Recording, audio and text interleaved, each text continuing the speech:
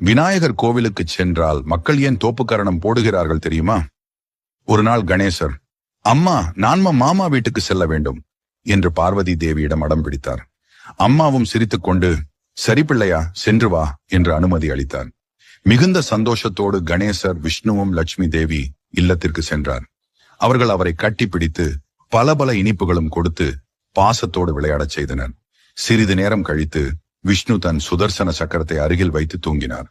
அப்போது கணேசர் அதை பார்த்து, அடடா, என்ன பளபளக்கும் அழகு, சாப்பிட்டால் எப்படி இருக்கும் என்று நினைத்து துதிக்கையால் எடுத்து வாயிலே போட்டார்.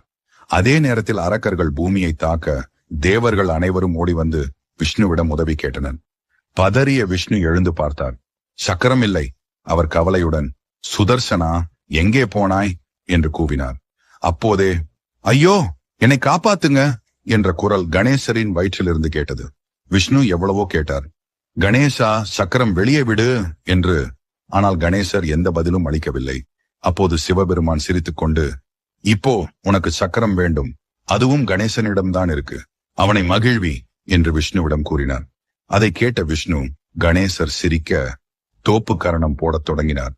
அதை பார்த்த கணேசர், மாமா ஏன் இப்படி பண்றாரு என்று வாய்விட்டு பெருசா சிரித்தார். அவ்வளவு சிரித்ததால் இருமல் வந்து சக்கரம் வாயிலிருந்து வெளியே விழுந்தது. விஷ்ணு நிம்மதியுடன் அதை எடுத்து, உனக்கு ஒரு கும்பிடு சாமி, இனிமேல் யாரும் உன்னை மகிழ்விக்க வேண்டியிருந்தால் இப்படித்தான் தோப்பு கரணம் போடுவாங்க என்று கூறினார்.